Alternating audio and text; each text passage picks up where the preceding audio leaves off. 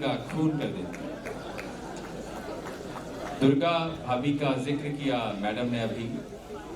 दुर्गा भाभी वो थी जिन्होंने भगत सिंह को, जब उन्होंने पंजाब में सॉन्डर्स का वध किया था अपनी गोली से, तो उनकी पत्नी का रूप रखकर उनको पंजाब से कोलकाता तक लेकर गई थी। ऐसी हजारों कथाएं हैं जिन्होंने हमारे देश को आज़ादी दी। उसमें से एक पृष्ठ है इतिहास का, काकोरी अध्याय। असहयोग आंदोलन के बंद होने के बाद हमारे कुछ युवा साथियों ने, जिनके अंदर उत्साह था, जज्बा था और उद्देश्य था देश को आज़ाद कराने का, उन्होंने काकोरी में एक ट्रेन को लूटा था। एक नाट्य प्रस्तुति के द्वारा हम उन पलों को जीने की कोशिश करेंगे। आइए देखते हैं काकोरी अध्याय पर तेरी मिट्टी में मिल जावा।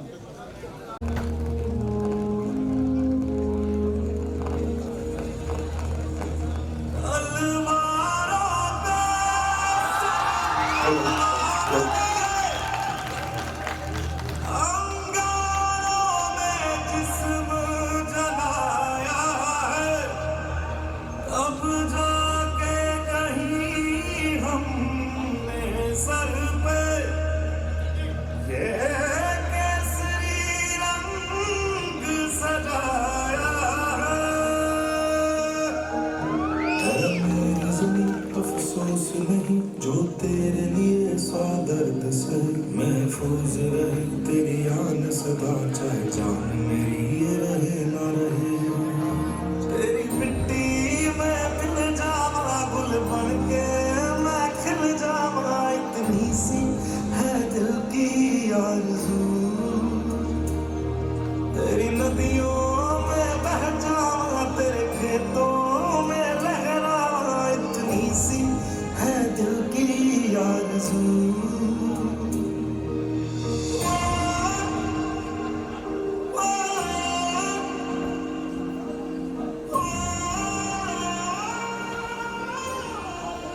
कहते हैं जो दे नहीं देते उनका इतिहास ही खत्म हो जाता है।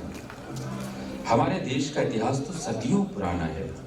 आइए आपको ज्यादा दूर नहीं, बस लगभग एक सदी पहले सन 1920 से 1925 के कालखंड में ले चलते हैं। उस वक्त जब राष्ट्रपिता महात्मा गांधी आजादी के आंदोलन की अगुवाई कर रहे थे, ब्रिटिश हुकूमत को चुनौती देने के लिए उन्होंने वही दाव चला जिसके वो सदा से चैंपियन रहे थे। सन 1920 में उनके असहयोग आंदोलन की आग पूरे देश में फैल चुकी थी। आजादी का सपना आंखों में लिए बच्चा बच्चा इस आंदोलन में कूद पड़ा था। इस आंदोलन का कोई भी जवाब ब्रिटिश हुकूमत के पास नहीं था और उन्हें कुछ सूझ भी नहीं रहा था।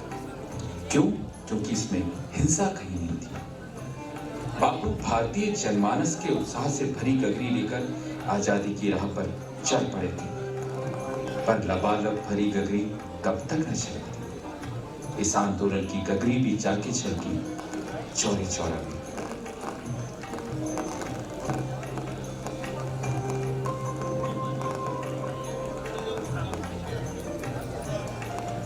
पूरे देश के जनमानस को झकझोरते और उनको अपने साथ समेटे इस असहयोग आंदोलन को 2 साल बाद यूनाइटेड प्रोविंस के गोरखपुर जिले के चौरी चौरा में एक ऐसे घटना के साथ साबका पड़ा जिसने असहयोग आंदोलन की दिशा और दशा दोनों बदल दी। शांतिपूर्ण तरीके से असहयोग आंदोलन में शामिल कुछ लोगों पर पुलिस द्वारा बर्बरता पूर्वक लाठीचार्ज के बाद लोगों की आक्रोश ने चौरी चौरा के पुलिस थाने को आग के हवाले कर दिया और इसमें मर गए 22 से ज्यादा पुलिस वाले।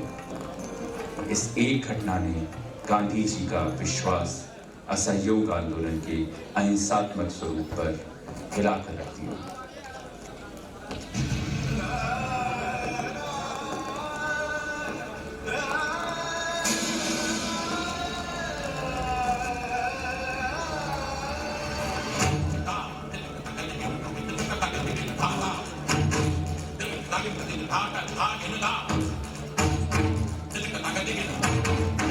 Hinanda.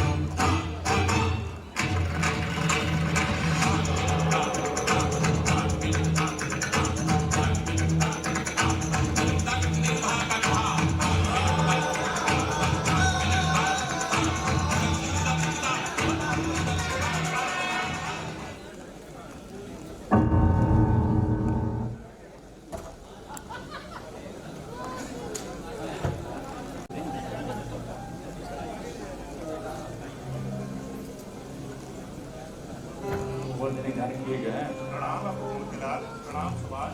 बैठिए बैठिए।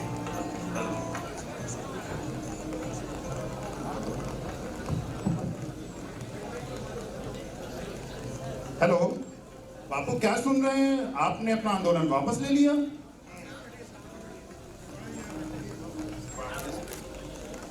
अभी लोहा गर्म है। ये आंदोलन को वापस लेने का सही समय नहीं है। अरे इतने बड़े आंदोलन में थोड़ा बहुत हिंसा तो होगा ही।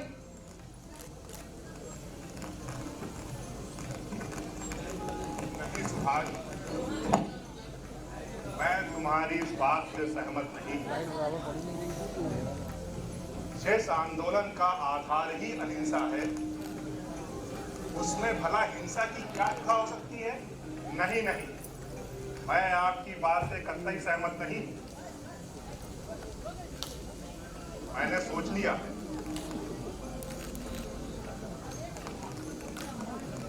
पर बापू, हिंसा तो चौरी चौरा में हुई है। आप वहां आंदोलन वापस ले लीजिए, आप गोरखपुर में आंदोलन वापस ले लीजिए। ये पूरे देश में आंदोलन वापस लेने का क्या तुक है? अब कन्याकुमारी के किसी गांव में हिंसा हो और आप उसकी सजा हिमालय के गांव को दें? समझ नहीं आया बापू, आप पुनर्विचार कीजिए अपने निर्णय पे। नहीं मोतीलाल, हिंसा तो सिर्फ आग की तरह होती है। एक बार जब फैलती है तो बस फैलती ही चली जाती है। और फिर इस बात की क्या गारंटी कि जब देश के एक हिस्से में हिंसा फैल गई है तो कहीं और नहीं फैलेगी? मैं आप लोगों की बात से सहमत नहीं हूं। मैंने पहले भी बता दिया है, मैं निर्णय ले चुका हूं। आप व्यर्थ समय प्रबंध कर रहे हैं। बापू मान भी जाइए, ऐसा कुछ नहीं होगा। आंदोलन वापस देने से जनता हतोत्साहित हो जाएगी। दोबारा ऐसा मौका नहीं मिलेगा। ऐसी अवस्था में जब जनता का उत्साह अपने चरमोत्कर्ष पर है, आंदोलन को वापस लेना किसी राष्ट्रीय दुर्भाग्य से कम नहीं है। सुभाष, मोतीलाल, आप ये बात समझ लें। इस आंदोलन में हिंसा को समाप्त करने के लिए मैं हर प्रकार के अपमान, सामाजिक बहिष्कार, यातनाएं और यहां तक अपनी जान देने को तैयार हूं। मैंने निर्णय ले लिया तो ले लिया। मैं अब आप लोगों के साथ इस आंदोलन में साथ नहीं हूं। मैंने आंदोलन समाप्त कर दिया है।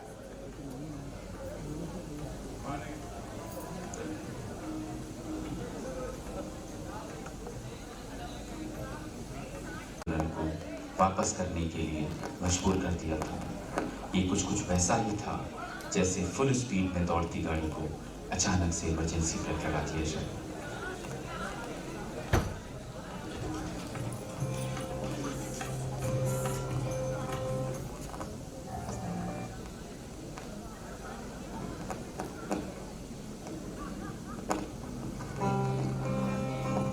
सहयोग आंदोलन को मिले जनता के अपार सहयोग से ये तो तय हो गया था कि आज़ादी मिलेगी, आज नहीं तो कल। पर कब और कैसे मिलेगी ये किसी को भी नहीं पता था। असहयोग आंदोलन बंद हो चुका था। अगर आंदोलन चलता तो शायद भारत की आज़ादी के इतिहास के कुछ अध्याय अलग होते। फुल स्पीड पर चलती गाड़ी को एक छोटे गड्ढे की वजह से गांधी जी ने रोक दिया था, पर देश के भाग्य में तो कुछ और ही लिखा था। जिनकी विचारधारा गड्ढे को पार करने के लिए गाड़ी को रोकने की बजाय उसकी स्पीड बढ़ाने की थी, और असहयोग आंदोलन चलाने पर जिनका गांधी जी से मतभेद था, वे लोग तो भारत के इतिहास में नया अध्याय लिखने के लिए उतावले थे। वे कैसे रुकते? जैसी परिस्थितियां थी ऐसे में समझदार लोग सही मौके का इंतजार करते हैं और कर्मठ लोग क्रांति। इन क्रांतिकारियों ने इतिहास में क्या दर्ज किया, आइए देखने के लिए चलते हैं नॉर्थ प्रोविंस यानी आज के उत्तर प्रदेश के शाहजहांपुर जिले में।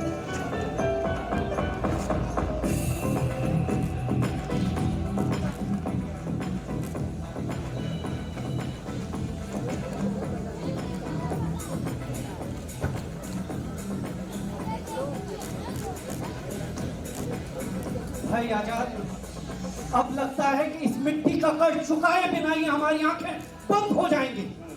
नहीं बिस्मिल नहीं, गुलामी की बेड़ियों में इतनी ताकत नहीं है और गोरों के लहू में इतनी हिम्मत नहीं है।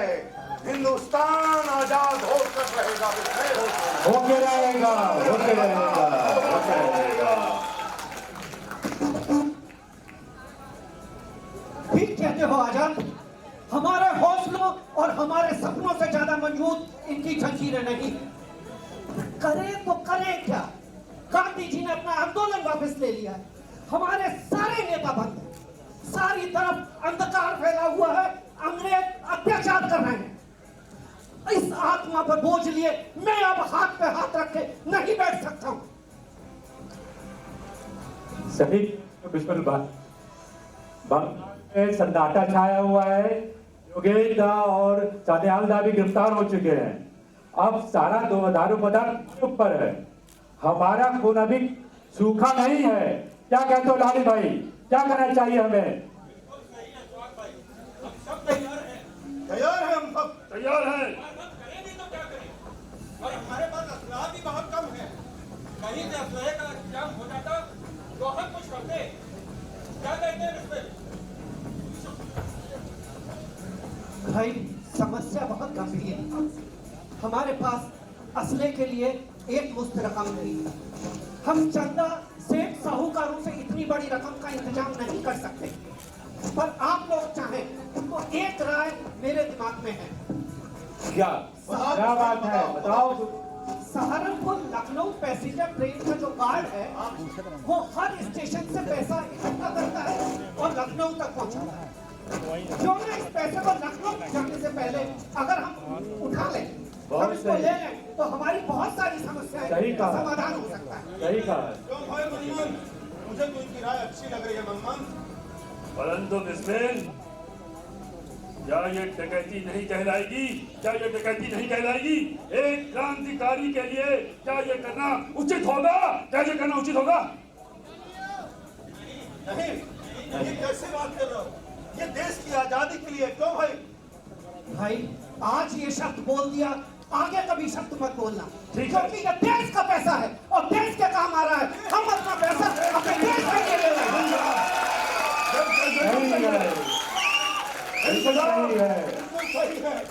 अगर आप लोग सब सहमत हैं तो कुछ भरोसेमंद साथियों को इकट्ठा कीजिए। अब हम इस योजना पर कार्य करेंगे।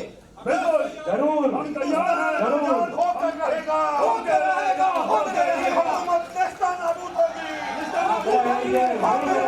हुकूमत नेस्तनाबूद होगी, नेस्तनाबूद होगी, नेस्तनाबूद होगी। इंकलाब, इंकलाब जिंदाबाद।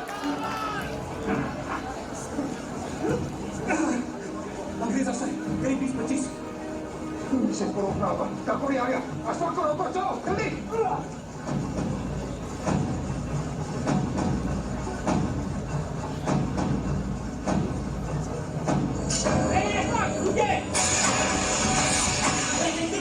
चलो पीछे नहीं हट सकते।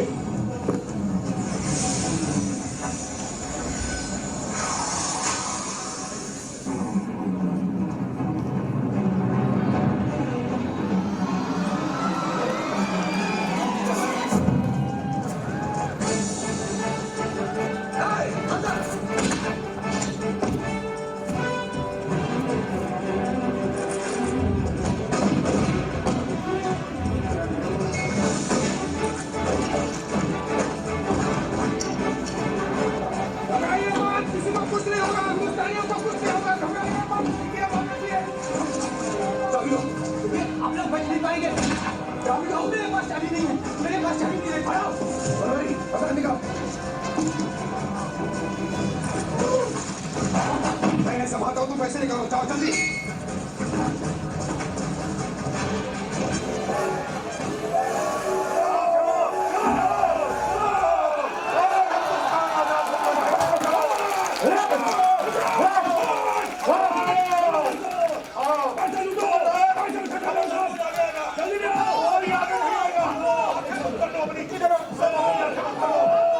बस जल्दी करो, जल्दी करो, जल्दी करो। देश आजाद होकर रहेगा, होकर रहेगा, आजाद होकर रहेगा। चलो भागो, भागो मित्रों, भागो। आगे नहीं आएगा और अंग्रेजी हुकूमत सुन लो, जो कोई आगे आएगा आजाद की रिवाल्वर की 5 गोलियां अपने भेजे में खाएगा, अपने भेजे में खाएगा।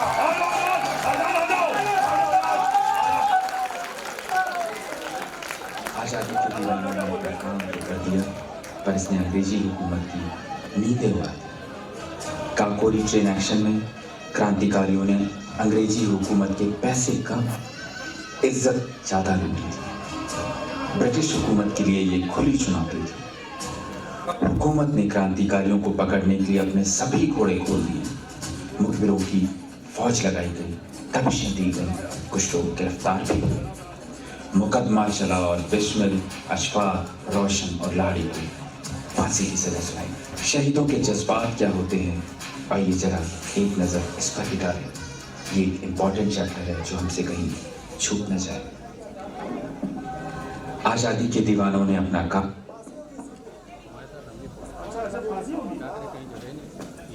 मेरा रंग दे बसंती चोला, मेरा रंग दे बसंती चोला, मेरा रंग दे बसंती चोला, मेरा रंग दे बसंती चोला। हो आज रंग दे, हो माए रंग दे, मेरा रंग दे बसंती चोला, मेरा रंग दे बसंती चोला, मेरा रंग दे बसंती चोला, मेरा रंग दे बसंती चोला, माए रंग दे बसंती चोला।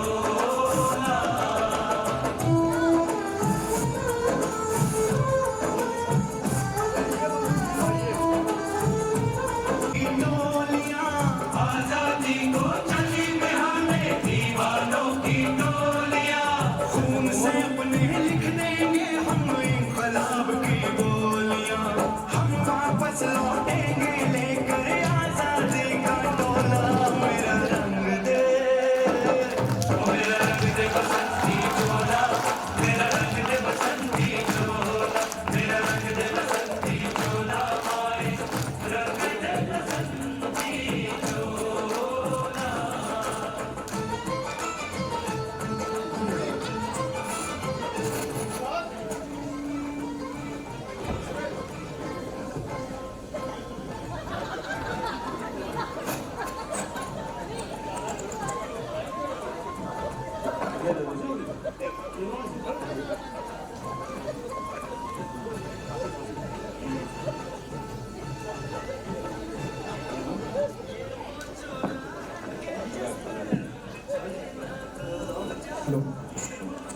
अंग्रेजी हुकूमत से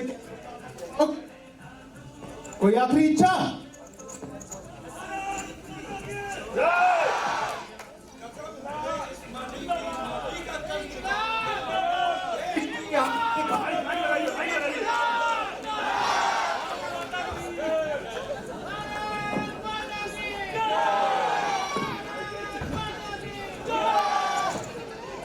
ना तन चाहिए ना धन चाहिए, बस आजाद अपना वतन चाहिए।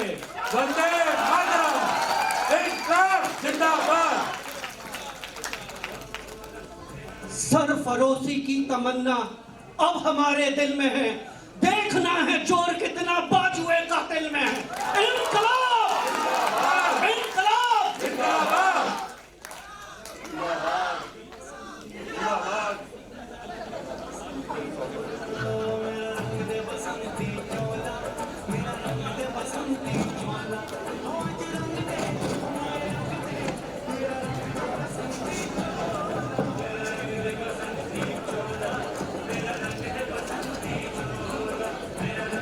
चलो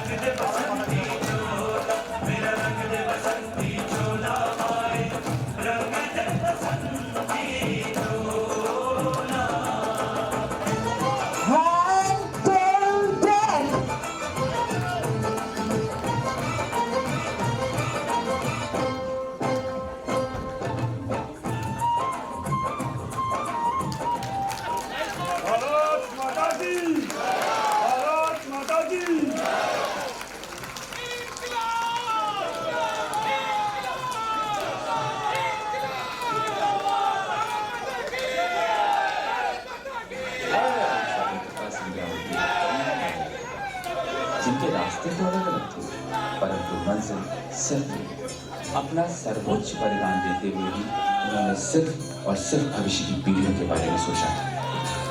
अब ये हमारी नैतिक जिम्मेदारी है कि हम अपने विचार और अपने व्यवहार से गुलामी की बेड़ियां अपने पैरों में फिर से न डालें। अशिक्षा, जातिगत द्वेष, धार्मिक उन्माद, सांप्रदायिकता, प्रांत भेद, भाषा भेद जैसी मानसिकता से हमें अब दूर रहना होगा। जज्बे को सलाम। भारत हमको जान से प्यार है, सबसे गुलिस्तान हमारा है। भारत हमको जान से प्यारा है, सबसे प्यारा गुलिस्तान हमारा है। सदियों से भारत भूमि दुनिया की शान है। भारत माँ की रक्षा में जीवन कुर्बान है। भारत हमको जान से प्यारा है, सबसे प्यारा गुलिस्तान हमारा।